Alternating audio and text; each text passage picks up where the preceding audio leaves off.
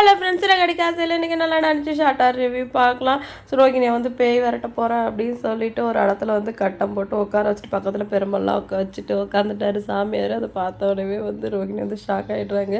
ஏன் சாமி பெரம்பு அப்படின்னு கேட்குறதுக்கு, இவங்க உடம்புல இருக்கிற பேய் வந்து இப்போ ரீசண்டாக இறந்தவங்களோடது, அதனால வந்து அது ரொம்பவே உக்கிரமாக இருக்குது, அதெல்லாம் அவ்வளோ லேசாக துரத்த முடியாது அப்படின்னு சொல்லிட்டு அந்த பெரம்பை எடுத்து சொல்லின்னு ஒன்று ரோகிணியோட காலிலே வைக்கிறாரு. அவங்க அலறிட்டாங்க.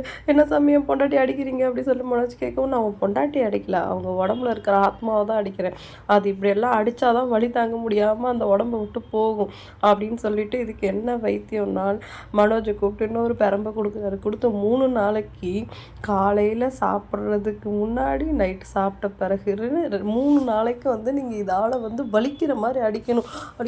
எப்படி அடிக்கணும் அப்படின்னு மனோஜ் கேட்டவொடனே சுளிர்னு திருப்பி அடித்து காட்டுறாரு. உடனே வலி தாங்க முடியாமல் ரோஹிணி வந்து கத்துறாங்க. இதுலேருந்து தெரியுது உன் போலீஸ் சாமியார் சொல்லிட்டு எப்பயோ சேர்த்த எங்கள் அப்பா வந்து இப்போ என் உடம்புல இருக்காருன்னு சொல்கிறானே, இப்போ உண்மையும் என்னால் சொல்ல முடியலையே அப்படின்னு சொல்லிட்டு ரோஹிணி வந்து உள்ளுக்குள்ளேயே கதறாங்க. அடுத்து அந்த சாமியார் வந்து கிளம்பி போகணுன்னு நான் ரெஸ்ட் ரூம் போகிறேன் அப்படின்னு சொல்லிட்டு ரூமில் போயிட்டு கதவை லாக் பண்ணிவிட்டு ஓன்னு அழுகுறாங்க. இவங்களுக்கு இதெல்லாம் தேவைதான். ஒரு வகையில் பனிஷ்மெண்ட் கிடைக்கலனாலும் ஏதோ ஒரு வகையில் உங்களுக்கு வந்து பனிஷ்மெண்ட் கிடைக்குது. அடுத்த ரவியும் ஸ்ருதி ரூமில் பேசிக்கிட்டு இருக்காங்க. அவங்க போட்ட சண்டையை பற்றி ரொம்பவே நல்லா ஜாயாக ஃபன்னாக இருந்துச்சு. இனிமேல் அடிக்கடி இந்த மாதிரி சண்டை போடணும்னு சொல்லிட்டு அம்மா தாயே நீ சண்டை போட்டாலும் நான் எதுவுமே பேச மாட்டேன் அப்படின்னு சொல்லிட்டு ரவி வந்து சுற்றிட்டு சரண்டர் ஆகிட்டார். அப்போ அவங்க வெட்டிங் டே பற்றி பேசிகிட்டு இருக்காங்க. முத்து மீனாவும் சிம்பிளாக வந்து வெட்டிங் டே செலிப்ரேட் பண்ணாங்க. அந்த மாதிரி இல்லாமல் மனோஜ் ரோஹிணி மாதிரி வந்து நம்ம வெட்டிங் டே வந்து டிஃப்ரெண்ட்டாக செலிப்ரேட் பண்ணோம் அப்படின்னு சொல்கிறாங்க. ஆனால் அவனும் ஓவராக காசெல்லாம் செலவு பண்ணிட்டான், அந்த அளவுக்கும் தேவையில்லை அப்படின்னு சொல்லிட்டு ரவி சொல்கிறாரு.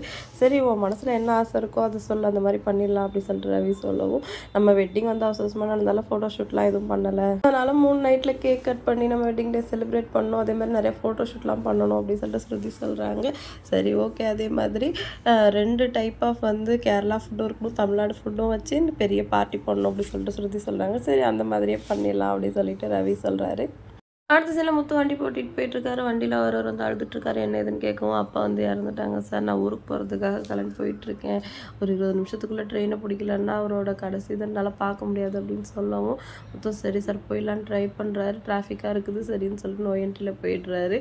கரெக்டாக அவர் யார்கிட்ட சண்டை போட்டாரோ அதே டிராஃபிக் கான்ஸ்டபிள்கிட்ட மாட்டுறாரு. அவங்களும் ஃபாலோ பண்ணிகிட்டே போகிறாங்க. அவர் வந்து ட்ராப் பண்ணிவிட்டு அவர் அங்கேருந்து போயிடுறாரு. ட்ராப் பண்ணவர் விட்டுட்டு முத்துவை துரத்திட்டு போய் பிடிச்சிடுறாங்க. பிடிச்சிட்டு காரை சீஸ் பண்ணிட்டு போயிடுறாரு. ஃபைன் போடுங்க அப்படின்னு சொன்னது கேட்கல, நீங்கள் என் மேலே இருக்கிற பழைய கோவத்தான் காட்டுறீங்க அப்படின்னு சொல்லிட்டு முத்து சொல்கிறாரு. எதாக இருந்தாலும் நீ அங்கே வந்து பேசிக்கோ அப்படின்னு சொல்லிட்டு கார் எடுத்துகிட்டு போயிடுறாங்க. அடுத்து வீட்டில் வந்து மீனா கிட்ட புலம்பிட்டு இருக்காரு. இந்த மாதிரி பிரச்சனை ஆகிடுச்சு அப்படின்னு சொல்லிட்டு, நீங்களும் நோய் என்ட்டில் போயிருக்கக்கூடாதுல்லன்னு மீனா சொல்லவும், அது எப்படி மீனா அவங்க அப்பா சாவுக்கு போயிட்டுருக்கா, அந்த அர்ஜென்ட்டில் போயிட்டுருக்கும்போது நான் ஏதோ பண்ணிட்டேன், அதுக்கு நம்ம பழைய கோவத்தெல்லாம் மனசு வச்சுருந்து பண்ணிட்டான் அப்படின்னு சொல்லிட்டு முத்து மீனா கிட்டேயும் கோவமாக பேசுகிறாரு. அடுத்து என்ன பண்ணுறதுன்னு தெரியாமல் முத்து வந்து அவங்களுக்கு தெரிஞ்ச இன்ஸ்பெக்டர் வீட்டில் பூ கொடுப்பாங்க போல் அவங்க கிட்ட போய் ஹெல்ப் கேட்குறாங்க. இன்னைக்கு எபிசோட் வந்து எதுவும் முடிஞ்சிருச்சு. நாளைக்கு நல்லா நடக்க போகுது அப்படின்னு சொல்லிட்டு வெயிட் பண்ணி பார்க்கலாம். வீடியோ லைக் பண்ணிக்கோங்க. இன்னொரு வீடியோவில் நான் உங்களை மீட் பண்ணுறேன். டாடா பாய்.